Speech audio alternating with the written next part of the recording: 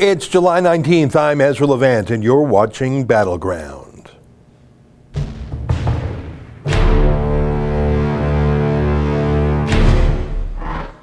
Hello, my friends. My name is Ezra Levant, and I am the Rebel Commander here at TheRebel.media. I'm coming to you live from our world headquarters in Toronto, Canada. But of course, like the British Empire at its height, we bestride the world. In the last week and in the next week, we will be active in various countries and continents. I'm here in Toronto. Cian Bexty, one of our young journalists, has been tearing it up in Washington, D.C., taking on controversial Democratic congresswomen, including Ilhan Omar, the Somali refugee to the United States, and Alexandria Ocasio-Cortez, the young congresswoman from New York. At the same time, we're very interested in what's going on in the United Kingdom. As you know, I covered Tommy Robinson's trial, his conviction and his sentencing at the Old Bailey. Tommy was sent away to prison 8 days ago. I'm going to visit him in prison on Tuesday, and I'll talk to you a little bit about why I'm doing that and why I think it's so important. We'll show you some video clips too. That's what we do every Friday on the YouTube Super Chat. What Super Chat means, it's not a word that we invented, it's a word that YouTube and Google invented. As you can see on the right-hand side of your screen, there's a little chat box, and I see those out of the corner of my eye, and I take a look at those. And if you chip in a few dollars, or whatever your currency is, it shows up there in a bright color, so I see it out of the corner of my eye, and it actually gets appended to the top of the box there, so it's not scrolled up, it stays there. And the good stuff about that is YouTube lets us have 70% of that money. So if you give $10, we actually get $7. I think 30% is an outrageous commission for YouTube to take, but beggars can't be choosers, and indeed we are beggars since the great demonetization of all conservative sites in 2017. So if you want me to read your Super Chat, and I do read all the Super Chats, chip in a few bucks and it'll color it over there. And we could use the dough because we don't get any money from any big corporations or any big government or anything like that. We're not like the BBC, which gets £5 billion a year, or the CBC, which gets 1.5 billion Canadian dollars a year. I see some comments already about Tommy, and I want to explain why I'm going to visit him in prison. Tommy has been in prison before. In fact, his first stint in prison was 15 years ago when he got into a fight on the streets. And the guy he was fighting just happened to be an off-duty cop. That's never a good idea. So Tommy did jail time for that. But in the past, his jail time was fairly normal. It's only in recent years that he has been a political lightning rod. And so when he's in prison, he is at the mercy of Muslim prison gangs, which is a huge factor in British prisons. They de facto run many of the prisons.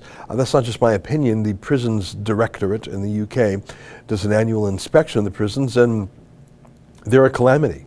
They're lawless. They really are run by gangs, and they're not just Muslim gangs. They're gangs that convert people to Islam. Now, the prisons are completely halal, which means praying 5 times a day. There are Muslim imams in the prisons. The food is halal. There are some prisons where they still serve pork to non-Muslim prisoners, but it's not just peer pressure not to eat pork. There are reported cases of Christian prisoners who want pork, ham sandwich, sausage, whatever, who get beat up by the Muslim gangs if they do. And not just that, the Muslim gangs are obviously like any prison gang, they protect you. And especially if you're, let's say, someone who would be roughed up in prison anyways. There is a form of justice in prison. For example, pedophiles don't do well in the general population because there is some honor among thieves. And if you're known as someone who raped little girls, a more normal, a more moral criminal would beat you up. But if you convert to Islam and repent of your infidel sins, not only will you be accepted, you'll be protected. So prisons are not just a place where Islam thrives in the UK. They're a place where Islam is radicalized and Islam recruits. So I say all that because when Tommy was arrested and sent off to prison in a 10-minute trial last year, a process that was thrown out later by the Court of Appeal. He first went to a prison called HMP, Her Majesty's Prison Hull, and he was put in the hospital wing. And he was the only prisoner in the whole hospital wing of the prison. He had it to himself. So he could walk around without being stabbed, without being... In fact, I don't even think other prisoners knew he was there. Just some staff. And not that it's fun being in prison, but Tommy told me it was pleasant enough. He would chat with the prison staff. He was fine. And then after about a week into it, with no warning, notice, appeal, or explanation, they moved him from HMP Hull, where he was all by himself in the hospital ward, and they moved him to HMP Onley, a Muslim-dominated prison run by the gangs. And in his first day there, the prison governor, which is what they call the wardens, met with him and said, if we put you in the general population, your life's at risk. Do you request to be put in the hole, in solitary confinement? And he said, no, I don't. This is your prison. I'm going to, it's on you. It's not on me. I'm not going to request that you put me in a cage. I'm going to go out in the general prison. If I'm stabbed in your prison, that's on you, mate. Well, the warden, his bluff was called, but he put Tommy in the block in solitary confinement, even though solitary confinement is a specific punishment for doing something wrong, for stabbing another prisoner, for being unruly in some way. Tommy had done nothing wrong. He was specifically moved to Onley, so they would be forced to put him in the hole for his own protection.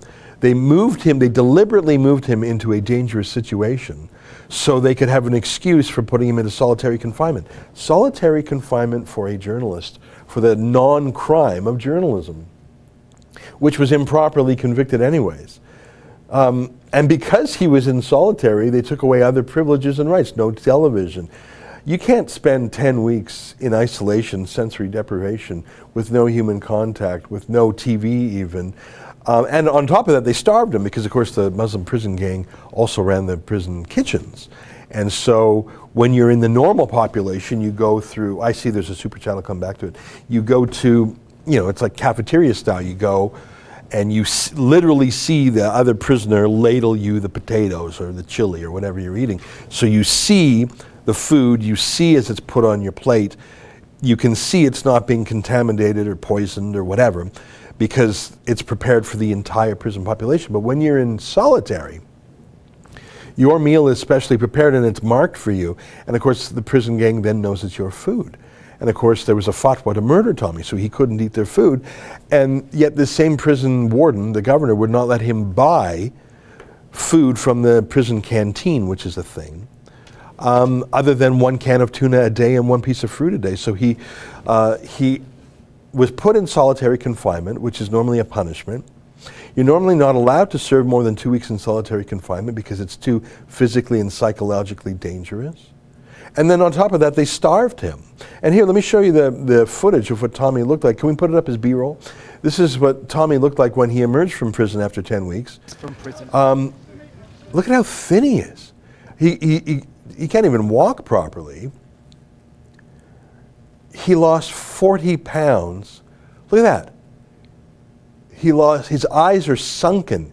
He lost 40 pounds in 10 weeks. Now, if you're fat like me, the idea of losing 40 pounds in 10 weeks sounds very appealing. But of course it's not when you're starved. When you're starved to losing that weight. The jackals in the media there are just incredible. I see there's a bunch of super chats. I promise I will come back. Let me just finish my thought. So I should tell you, and I think I've told you this before, that I did not have communication with Tommy when he was in prison in Hull or Onley. He had very few phone calls, and obviously they were for his wife and kids and his lawyers. He had very few visits. My communication with him was only one way. I could send him emails, and he could get word out through his wife Jenna to me, but I actually didn't talk to Tommy till he got out. So I did not know what it was like in there. I mean, I knew it was bad, and I knew he was in solitary, but I didn't know much more, and I didn't know what I could trust, because man, I didn't want to pester his wife all the time, and there was rumors, and I didn't know what to believe. All I knew is that I had one job, crowdfund his legal defense, and we did that, and do journalism on him, we did that. It was only when he got out and you saw those shocking pictures that I realized what had happened to him inside, because how would I know? What's frustrating to me is that the lawyers who met with him twice on the inside surely detected or saw that, but didn't do anything, didn't complain to the prison authority of his mistreatment till he got out. Tommy wrote letters to the prison warden. They were ignored. I think Tommy's mom wrote letters to the prison. They were ignored. Lord Pearson of Rannoch, the one member of the House of Lords who supports Tommy, wrote to the prison authority or to the Attorney General, or Solicitor General, I'm not sure which, saying don't mistreat him. But all of that was ignored. My point is I didn't know what was going on in there until afterwards.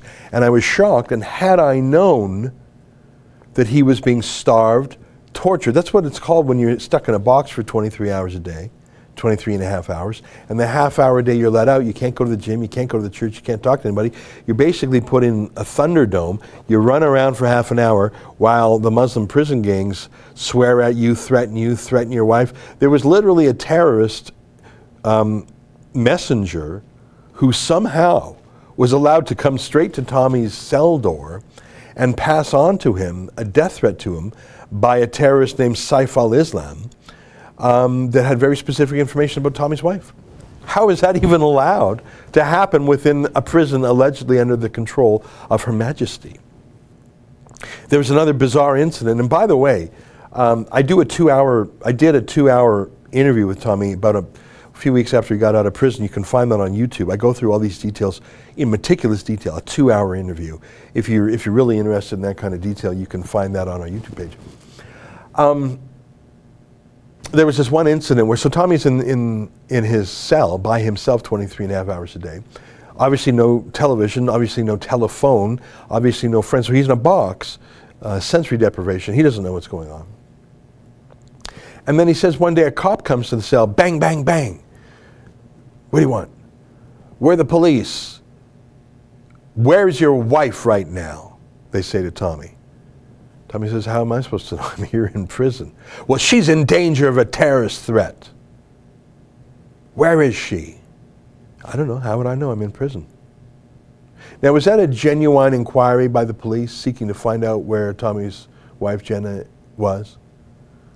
No, of course not. They're not stupid. How would Tommy know? That was psychological torture. A man's in a box. He has no idea if or when he'll get out. He has been sentenced to 13 months, who knows?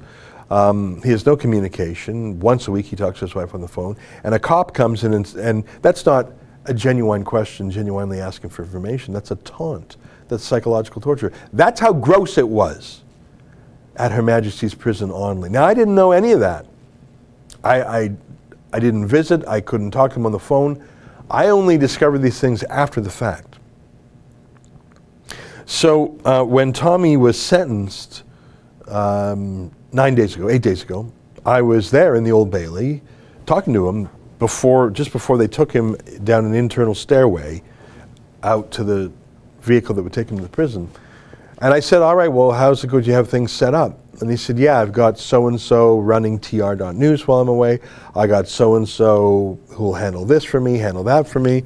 I said, okay, so it sounds like you got things in hand, unlike last time where you were literally kidnapped off the streets.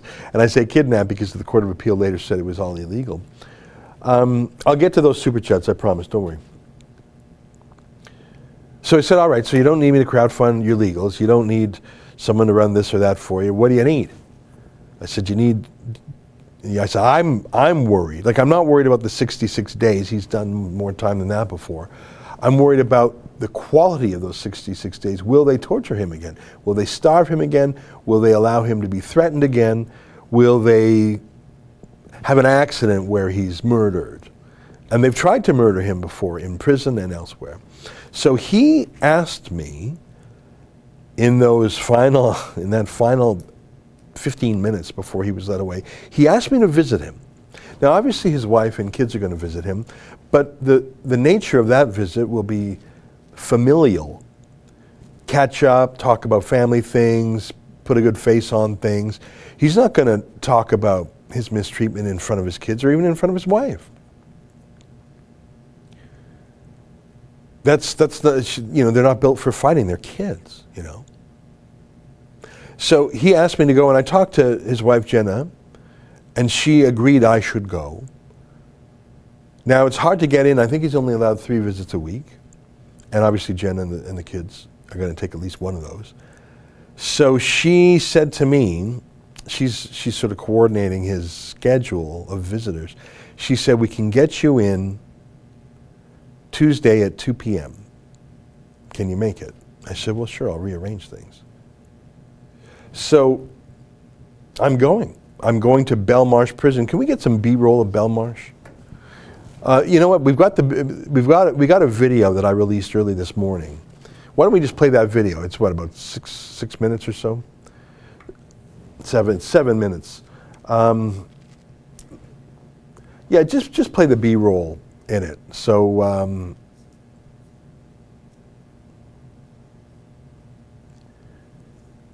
okay, so this is B-roll of Belmarsh Prison from the BBC. I can see.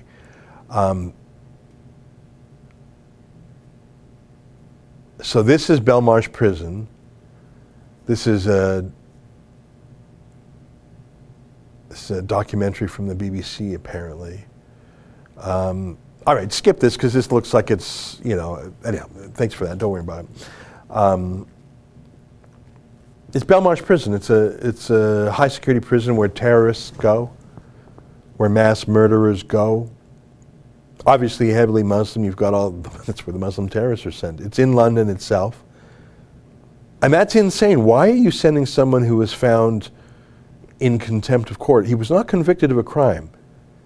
He was held in contempt, in a civil contempt. There was no mens rea, there was no mental element, there was no beyond a reasonable doubt, there was no, it was not a normal, it's not a crime. It's not a crime at all. So why is a non-criminal being tried at the Old Bailey to begin with? And why is a non-criminal being imprisoned at Belmarsh? That's bizarre. I haven't been inside a prison in 20 years. And if you're wondering what I was doing in a prison 20 years ago, it was when I was a young lawyer. I went into prison to actually serve a court order on someone already in prison, if you can believe it. And I went to a maximum security facility in Canada, and I was just in my 20s. I was stressed out. I mean,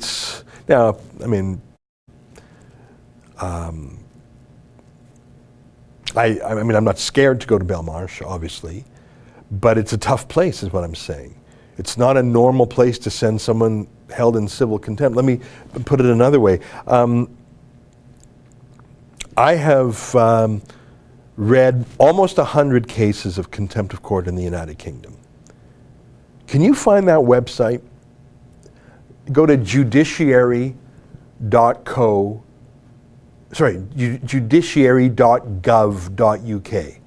Judiciary.gov.uk, and then type in contempt of court. So put that all in the Google search bar. Judiciary.gov.uk space contempt of court. That's your search term. It'll pop up, and it's a website. I just want to show people the website. All the contempt of court cases in the UK are on one website. It's a great website. I wish we had a website like that in Canada. If you're curious about contempt of court, your curiosity will be sated by this site. And I just sat there and I read almost 100 cases, going back years. Trivial cases, serious cases, cases in London, cases in smaller cities and towns. And yeah, that's exactly it. So there's Terry Spencer, there's some guy named Majewski, there's someone named Joe. Yeah, scroll down so you can see. I bet you Tommy's is next. Jerome Sengor, Patrick Healy. So do you see, maybe about once a day somewhere in the UK, there's a contempt. It's not common.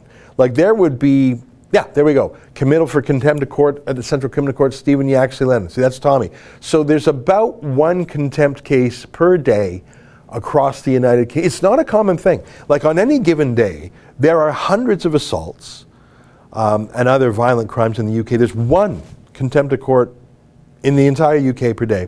So it's a rather rare law. It's all the cases are there. I recommend it if you're curious, if you want to go deep, if you want to educate yourself. And the reason I tell you that is that after reviewing close to 100 cases, it's my observation, and you can double check this for yourself. That's why I showed you the website. That the law is clearly designed to bring people into compliance, not to punish. Oh, you accidentally did this, just fix that and you're okay. Oh, you said that, I know you didn't mean it, just take that down, just correct it. It's very corrective. It's not punitive. Because remember, it's not a crime. Right? It's not a crime. It's a strict liability offense, which means you did something, even if you did it by accident, you did it, okay, just fix it. And almost always, as soon as someone just says, whoops, Your Honor, I'm sorry, I just was careless or I didn't know, no problem. So it's extremely unusual to have an exceedingly punitive approach. And and there have been trials in the United Kingdom, the entire trial has fallen apart because of media publishing something they shouldn't. Men have been acquitted of violent crimes because of the media.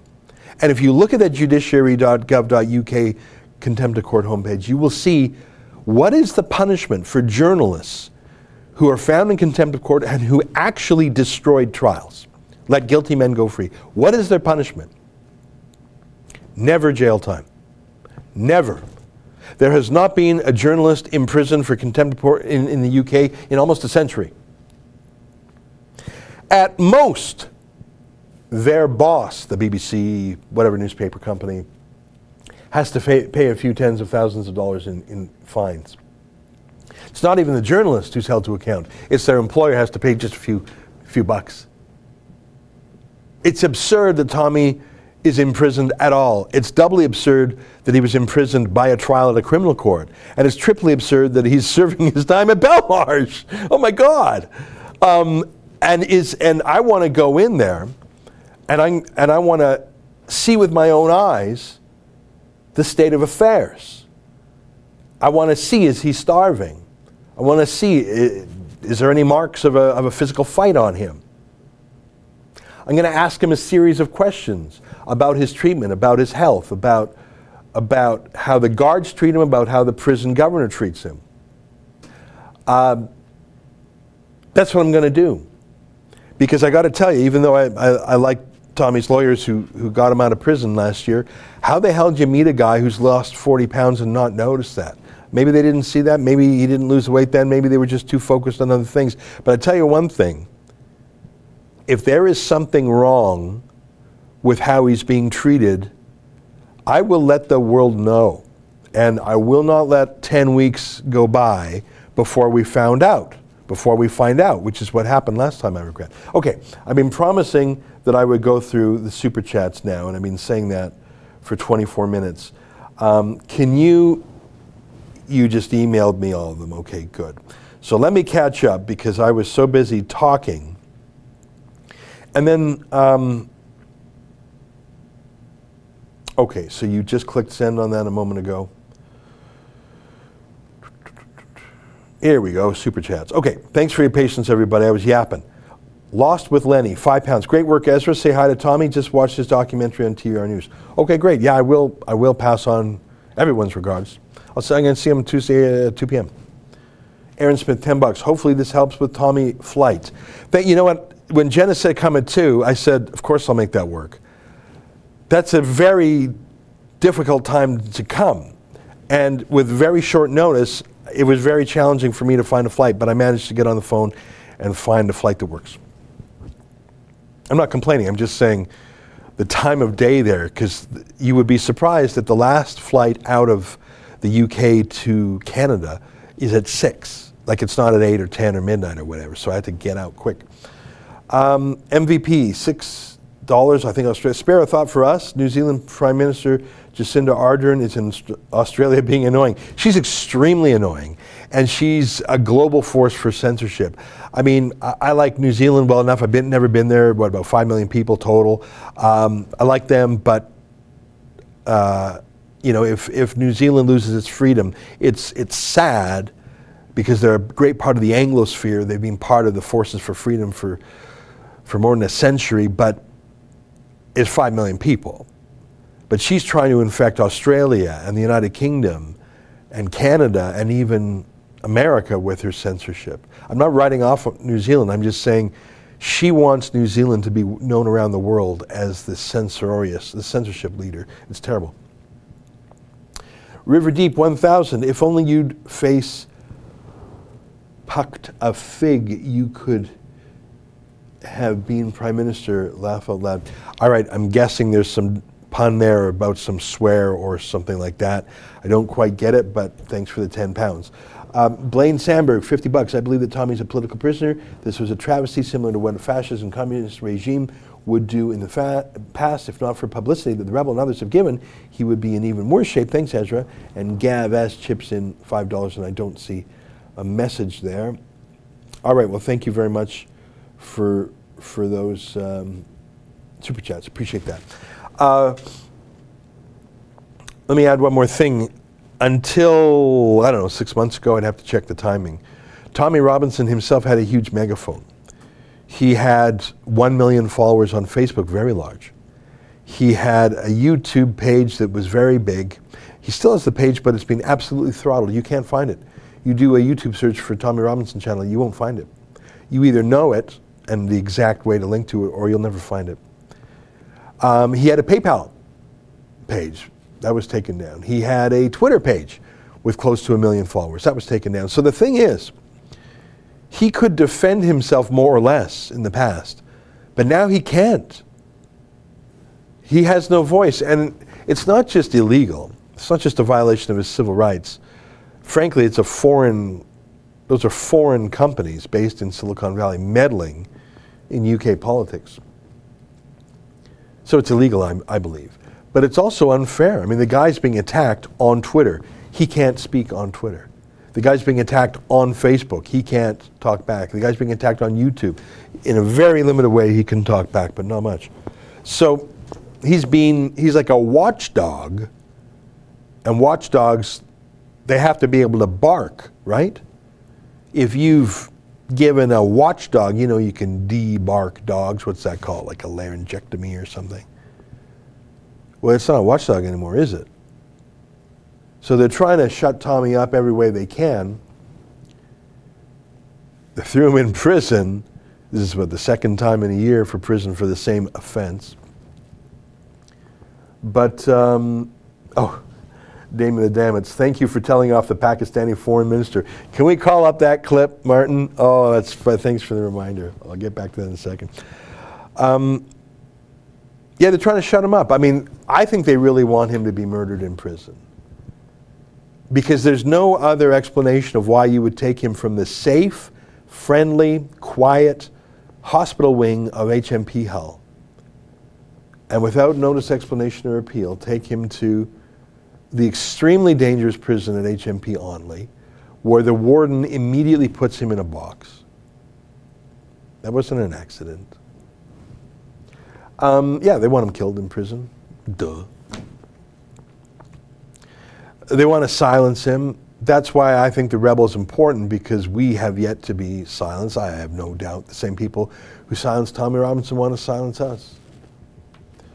Jason Pye says, safe travels, Ezra. Thank you, Jason. I appreciate that. So I'm going to do a video from the UK, but I am not allowed to take a camera into the prison. That's not going to surprise you. So when that showed you just a few minutes of the BBC documentary, they obviously had special permission to take a camera into the prison. There's just no way we would even get that permission. So I can't, in fact, I'm not even allowed to take a pen and paper into my meeting with Tommy. So I'm going to practice remembering my question. I think I won't have trouble remembering them, but I have sort of a list of questions I want to put to Tommy, bang, bang, bang, and go through them, make sure I cover them all. I don't know, maybe I could write them down on my hand or something. I got about 10 questions I want to put to the guy, and I know I'll be kicking myself if I don't remember them. Observer Dude says, are there Muslim grooming gangs in Canada? Not that I've detected yet. Speaking of Pakistani Muslim men in the UK, I was in the UK last week and I met a Pakistani Muslim man in the UK who just happened to be the foreign minister of Pakistan. What are the odds? I don't know if you know this, if you were watching last week, when I was in London for Tommy's sentencing day. So I was there. He had a 2-day trial. That was 2 weeks ago. And then last Thursday, Tommy was being sentenced at the Old Bailey. But by coincidence, or maybe it wasn't even a coincidence, that same day, July 10 and 11, it's actually 2 days, the United Kingdom and Canada jointly, the two governments, held a media freedom conference. How ironic is that? Literally the day the government of the United Kingdom was sending a journalist to prison for a 9-month sentence. Now he won't serve the full 9 months because he's getting credit for time served and there's other calculations. He's actually only going to serve just over almost 2.5 months. But he got a 9-month prison sentence. That is what happened. If you're wondering what happened, in court on July 11th, I think it was, Tommy Robinson got a 9-month sentence for journalism. So on the same day he's getting a 9-month sentence for journalism, the United Kingdom government is patting themselves on the back with a media freedom conference, painting themselves as the heroes. So I just want to set this clip up. M733873 chips in $5, thanks. Proud Boys Calgary 279. Feed Tommy. Get that lattice sandwich. I'm not even kidding. His wife sent me a request for some snacks to bring him. So apparently I can bring some snacks, but not a pen and paper. I don't know. I'm going to show up at the prison early and make sure I get the rules. Bill Howie, did anything come of Tommy's asylum plea to POTUS? Also ask him if he has received any response. Well, listen, I think the real answer to that is if you're making an asylum claim, you don't do it in a podcast or a YouTube broadcast.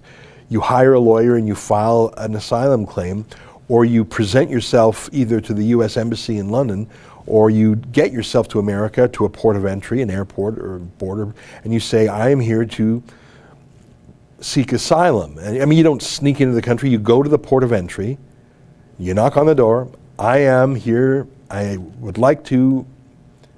seek asylum in the United States. Now, they will detain you while they figure it out, but that would be quite a sensation anyway. So that's how you apply for asylum. You don't do it in a YouTube video to Alex Jones. I'm just like, let's just stay in reality for a bit. But I got to be candid with you. I can't imagine Tommy Robinson living anywhere else other than the United Kingdom. I mean, he's just as British as they come. He would be like a fish out of water in America. I mean, listen, he'd do fine in America. America's a great country. There's many parts of America. There's small towns, there's big cities, there's every kind of place you can imagine, but it's not British. He's British and Irish in his blood. So back to the 11th. So on the 11th, I went in the morning to the Old Bailey where Tommy was sentenced. River Deep, £5. Have a T-shirt printed back and front with all your questions. Although knowing you, you'll still wear a suit jacket. Laugh. Hey, that's not a bad idea. That's not a bad. Listen, it's not like I'm going to forget the questions. I mean, you can guess what they are. How's your food? How's your room? How's your phone privileges? How's the medical checkups? How are the guards? How's the governor? And he did like this sort of evidence, right? I mean, I'm not going to forget to ask one of those. I just want to make sure I cover the bases. And there's a couple messages people have for me to bring in, and I want to make sure I remember all those. It's a lot to remember. I'm going to be jet lagged because I get on the plane at night in Toronto. It's a 7-hour flight overnight. I'm going to try and catch a few winks overnight. I land at Heathrow in the morning, take the train into the city, take the tube, take a black cab, go to the prison, got to get there an hour early. So it's just like go straight there, have the meeting, and then get straight back, and because I gotta be at the airport by 5. So I'm literally on the ground for like 7 hours, which is less than the length of the flight. 7 hours to London, 7 hours in London, 7 hours back from London, 22-hour round trip, 23-hour round trip. Why am I doing it? Like, why don't I just have someone local go? Well, I'll tell you the reason why. Because I do not trust anyone else to ask those questions in a forceful way and to listen extremely carefully for the answers. I want to know Is your food safe? What are you eating? Who makes your food? How do you get your food? Are you getting enough food? Do you have the right to buy more food? What are your rights as a civil prisoner as opposed to being a criminal prisoner? Are you allowed to buy things at the canteen? How much are you allowed to spend? Are you getting the rights of a civilian prisoner, not a criminal prisoner? Have you had conversations with the governor or the warden, as we say out here? Have you had medical attention? Are they giving you every minute of your allowable visits, or are they doing what they did last time in Onley when they're cutting your visits short? Are they giving your lawyer full access to you? Are they giving you privacy when you meet with you see, these are the questions, right? These are not friends, hey buddy, how you doing questions. These are almost lawyerly questions. So when Jenna and the kids go meet with them, it's, hey dad, how you doing? I love you. That's the talk. You're not going to have that kind of conversation with your kids and your wife there. You don't want to upset them. And Tommy's got buddies, he's got blokes and brubs and chums and lads and whatever they say. You're not going to, I'm going there because I don't trust anyone else in the world to ask those questions and to pay extremely close attention to the answers and to observe things.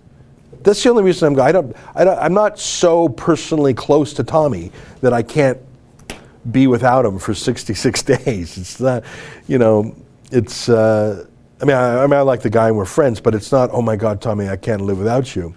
I'm not going there, I'll say hi, I'll shake his hand, maybe give him a hug or whatever, I'll pass on some personal greetings, but I am not going there for a personal visit. I am going there to do an audit of his treatment as a prisoner. Do you understand the purpose? I'm not going there, I am going to cheer him up and give him a hug and say, how you doing? And everyone's, rooting for you. I'm going to say that, obviously. But the purpose is to inspect his treatment as best I can in a manner that surely was not done at HMP Onley.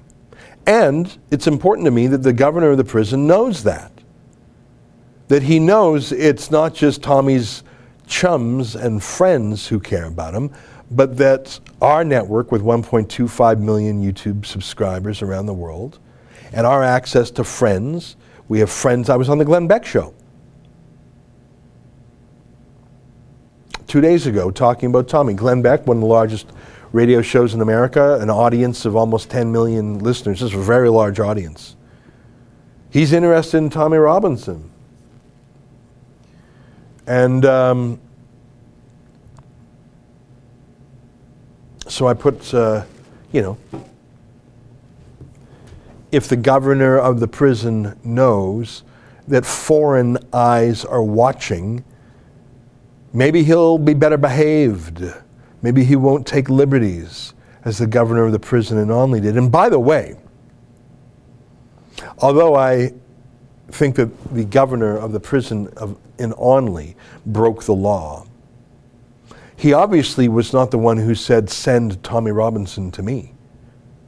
And I don't think the governor of the prison in Hull said I'm going to send Tommy Robinson to a different prison. That decision was obviously made at a level higher than either of them, obviously. A warden of a prison doesn't say, hey, can you send Tommy Robinson over here? No, he's told, you'll be receiving Robinson, put him in a box. So that's why I'm going there. Let me check to make sure I'm up to speed. Paul Schofield for Ezra, Slayer of Censorious Thugs. It's funny that you say that because, and Damon the Damned, can we mail Tommy food? I don't think you can mail Tommy food. In fact, I know you can't mail food. And Tommy's not, Tommy could afford to buy food if they let him buy food. That's one of my questions. Because in Onley, you'll remember, it's not there's a canteen. That's where he bought his tuna from. Tommy's wealthy enough to afford more than one can of tuna a day. It's that he was not permitted to do so. Obviously, Tommy could buy more than he could buy 100 cans of tuna a day if he wanted them. He just was not allowed. It's obviously one of the questions I'm going to ask. Let me go back to my story of July 11th. So in the morning of July 11th, I was at the Old Bailey where I observed Dame Victoria Sharp sentence Tommy to 9 months in prison. And that's where I spoke to Tommy just before he was packed off, and he said, Ez, come pay me a visit just to make sure everything's okay. And so that's what I'm doing on Tuesday. So then I left Tommy's sentencing, and the crowd went to Parliament, but I did not. I went back to this UK Media Freedom Conference. And it was very Orwellian. They didn't talk a lot about media freedom. Can you get where I asked the Committee for the Protection of Journalists some questions? That should be at the same compilation page, mediafreedomconference.com. Yeah, so we'll start with the Committee for Press Freedom. So I was at this conference for media freedom, and I had literally just come from the sentencing. Like, I just took a cab straight from the Old Bailey where Tommy was packed off to prison, and I go straight to this British American conference co-hosted by Jeremy Hunt, Foreign Secretary, and Canada's Foreign Minister, Chrystia Freeland. I just came from a place where they packed off a British journalist to prison to and there was not a word about Tommy Robinson or Julian Assange at that conference. Of course not. So it was very Orwellian. So I'm getting the lay of the land of this conference, and I see a booth there by something called the Committee for the Protection of Journalists. Can you find the video? So you're fine with... Yeah. So let me know when we're ready to go with that. So I'm thinking, okay, so this is not the government. This is not the prosecutor. These are people who say that their job is to protect journalists. And so I walked up to them and I said, hey, Committee for the Protection of Journalists, anything to say about Tommy Robinson? Let me play that clip for you. Take a look. British courts sentencing a journalist to 10 weeks in solitary confinement. That's cool by you?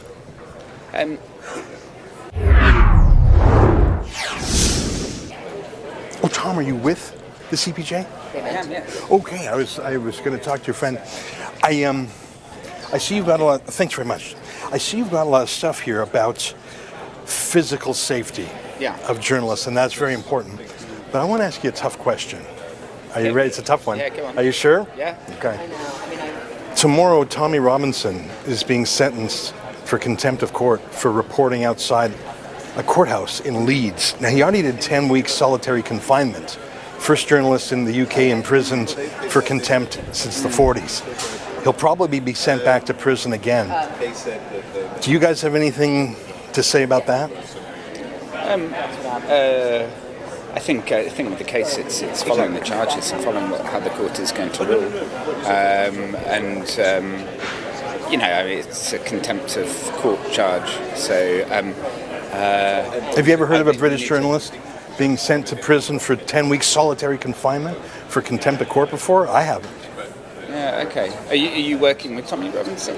He used to work for me a year and a half ago, okay. So I'm sympathetic to him, but I don't work for him or. Is it Chile? He's now looking to apply for asylum in the States. Is that? I don't know, but that's. I want to ask about the CPJ because you guys, you're here at a media freedom conference. You're standing up for lots of foreign journalists, and I think that's great. But what about your own Brit in this city tomorrow being sentenced to prison for journalism? Do you have anything to say about that? Well, I think, we need to look into the particulars of the case. How bad does it have to be to justify 10 weeks in solitary confinement? Right, okay. It's also looking at how the UK court's going to rule on a contempt of court case and whether or not the contempt of court is actually linked to the acts of journalists. So you think it's justifiable? I think it's a case for the courts to rule. But a lot of these people that you're defending here, the courts in these banana republics throw them in prison, they say the court's ruled. Right. So if a court rules on it, are you fine with it? Went on in that vein for some length. So here's a guy for the Committee for the Protection of Journalists, isn't interested, has not briefed himself on the subject, doesn't really care, doesn't know the details. When I give him you can see this was on the Wednesday, so the day before the sentencing. He didn't know I was giving him the details, and he said, well, the court said he belonged. Well, that's the problem. The courts, which are an instrument of the government, sent Tommy to prison for 9 months, and earlier he did 10 weeks in solitary, and he said, well, the court said it was okay. Well, the courts in all these foreign countries say it's okay. Vladimir Putin's courts, Iran's courts, Venezuela's courts sentence people to prison all the time. Oh, well, the court said, I mean, is that, that clip goes on for some while. You can find it on our website, defendmediafreedom.com. And I end up by saying, you know, we need a committee to protect journalists from the Committee to Protect Journalists. It was extremely pitiful. So that was a Wednesday. Tommy was sentenced to 9 months on the Thursday. I went back. So you could see it was in this weird building, this huge industrial facility, this conference. And there was a conference agenda, a schedule, and I'm going to these little sessions, and I'm paying attention, I'm asking some questions, and I'm sort of tired, because I'm jet lagged, obviously. And so I just go, I think, okay, I'm going to get really early to the next session. There's this huge room, could hold more than 1,000 people.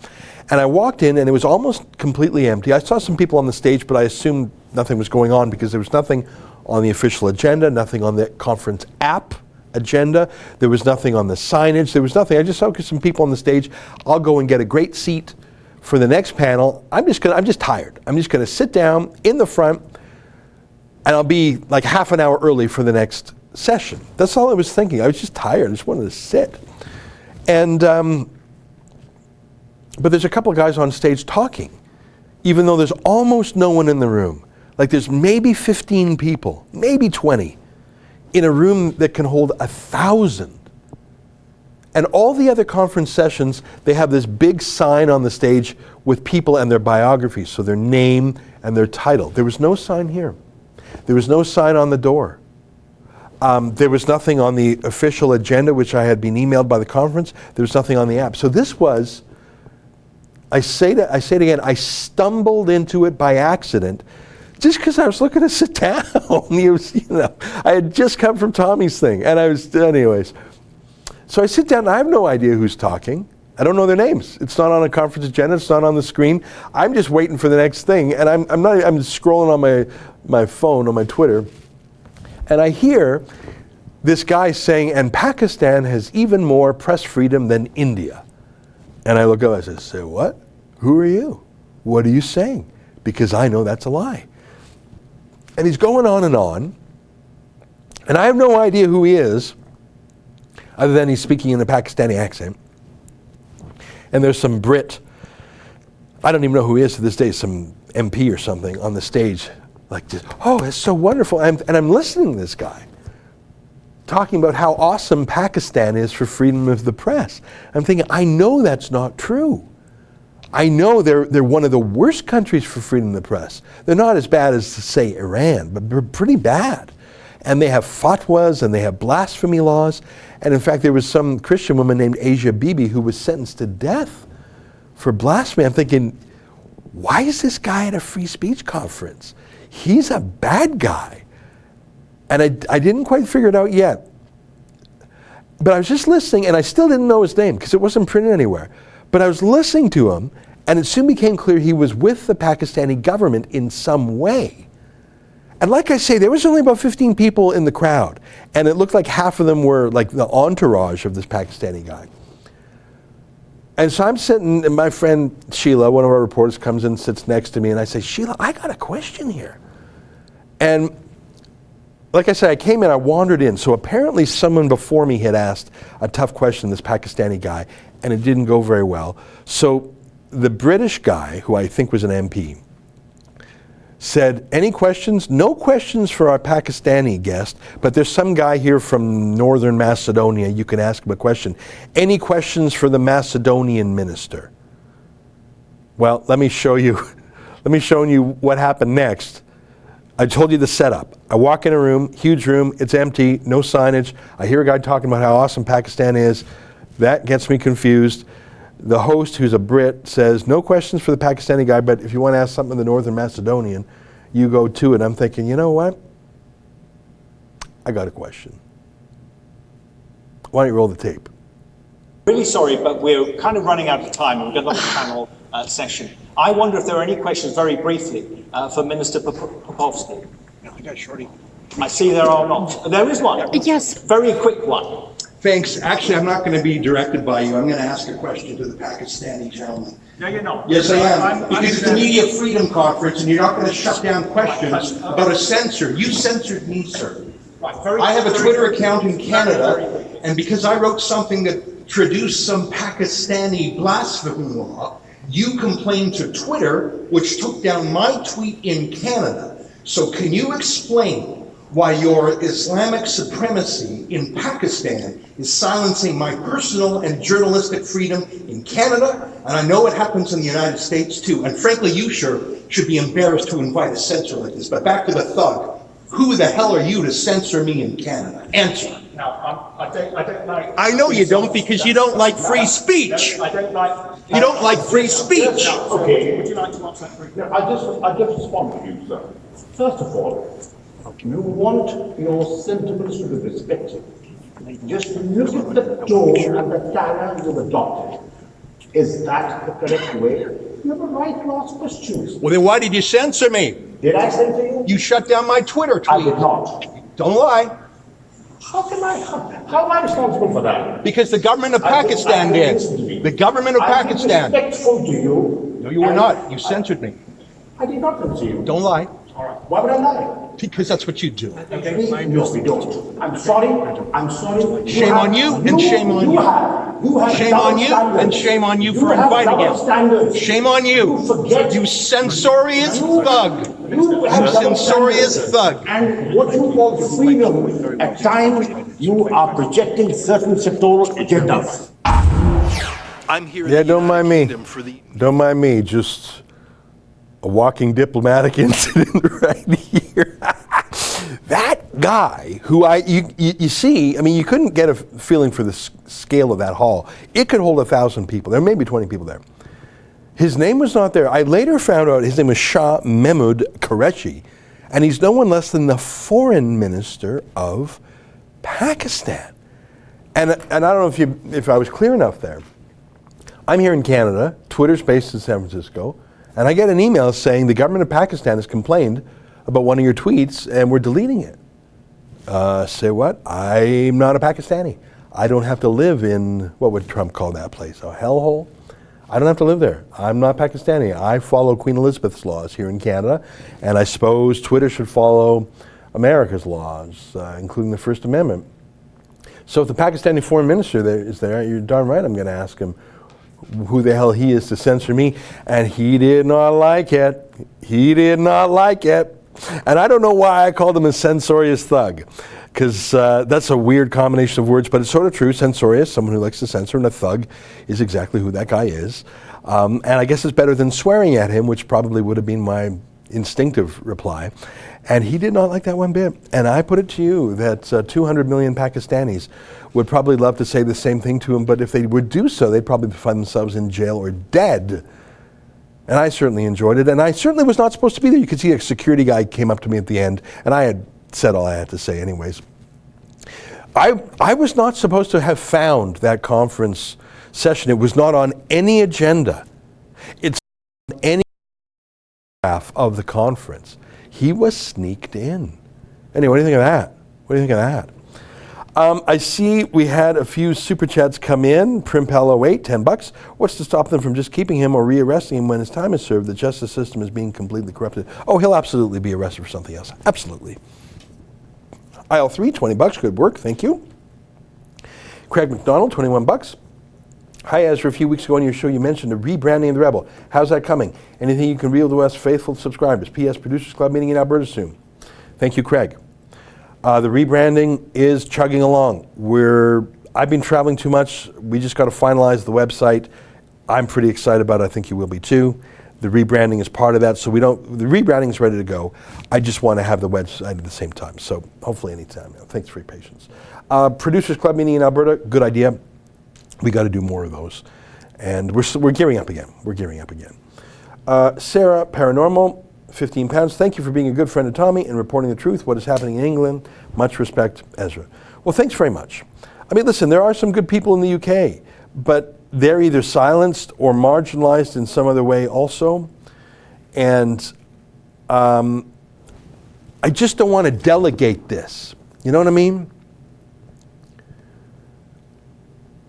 there's no one I trust enough to see how Tommy is being treated, because either Tommy would be shy to tell them. Tommy's not going to tell his wife the worst thing that's happening to him in prison. Or there's some other. I just don't want a middleman. It's the same reason why I have been going to these trials myself. What, you think I'm going to trust the BBC's report of what was said and done in court? You think I'm going to do that?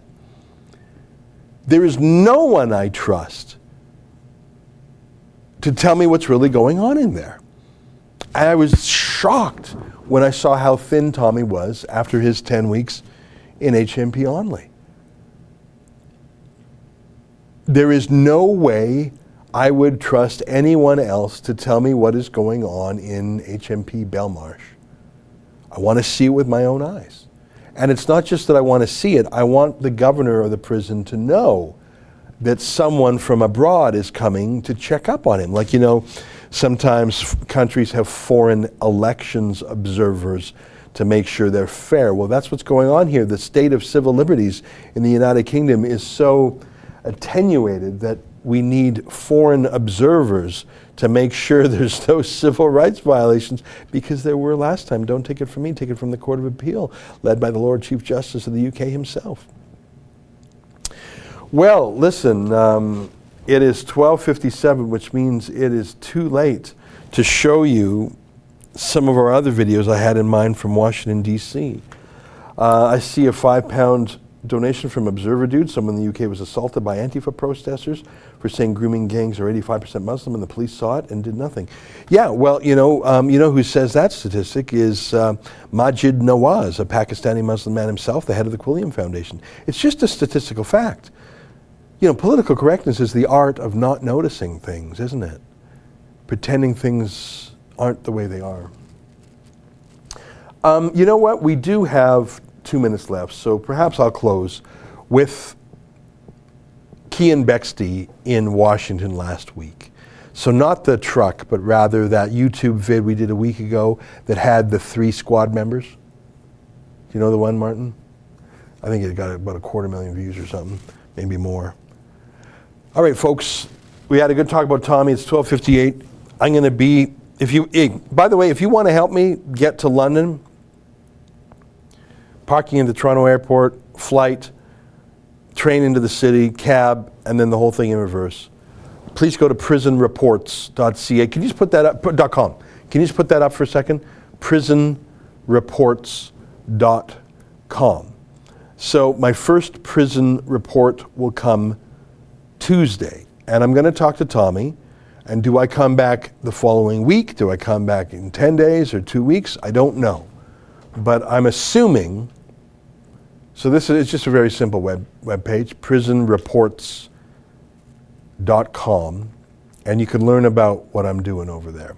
Okay, thanks, you can take that down. Let's close with a video from Washington, D.C., completely unrelated.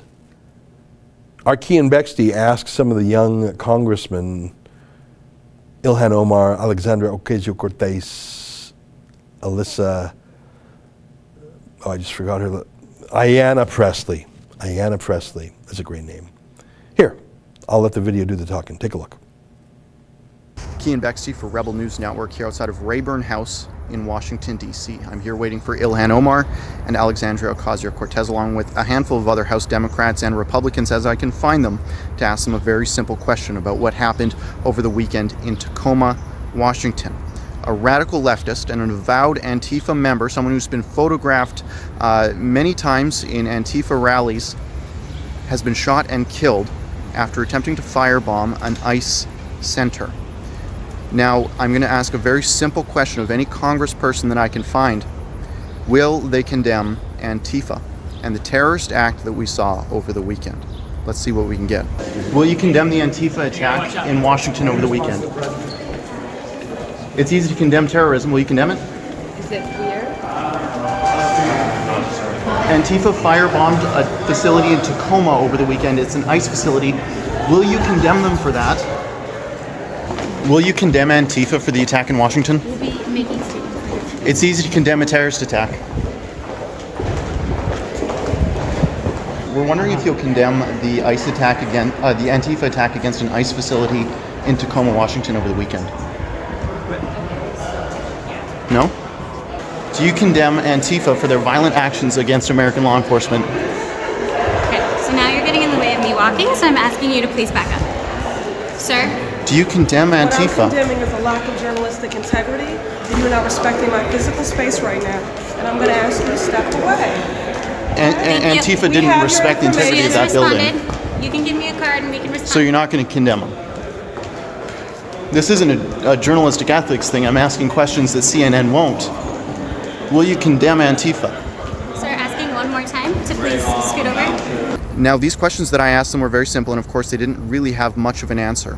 Now, I waited as the committee meeting where they were going to grill Kellyanne Conway, I waited for it to conclude, and as I did, members of the media who were typically waiting outside of the doors where staff and members walk in, I saw a few heads poking out into the hallway, and after I sort of stepped into the shadows, they all sort of fled out, and I was able to ask them all the same question and kind of got the same results, but I did get an answer from one of them. Would you like to condemn Antifa for their attack on an ICE facility? Well, obviously, any attack on any facility is something that we shouldn't condone as the United States government. Thank you. Why is it so hard to condemn terrorism? Well, it's hard for the Democrats, I think, because... Well, there you have it. Kean Bexley just doing great journalism from the halls of Congress. Kean, of course, is a Canadian, but I guess he's messing around in the States, as I have come to do in the case of Tommy Robinson. Maybe sometimes it takes fresh eyes from outside a country to see the insanity that some people have grown numb to. I don't know. It's 1:03 p.m., so I say goodbye. But first, I want to read one more super chat that's come through because I appreciate that. Let me just get it here. Super chat from Richard Vent. Chipped in $2. Thank you for that. All right, that's it for me. I'll have a show tonight at 8 p.m. Eastern Time for those who like to subscribe to our premium content. I'll have shows Monday, Tuesday, Wednesday, etc. next week. And Tuesday, I will be very briefly in the United Kingdom for one purpose only, to visit Tommy Robinson in person. I'll give you a report then. You will be able to see that report at prisonreports.com. All right, folks. Until next time, on behalf of all of us here at Rebel World Headquarters, to you at home, goodbye and keep fighting for freedom.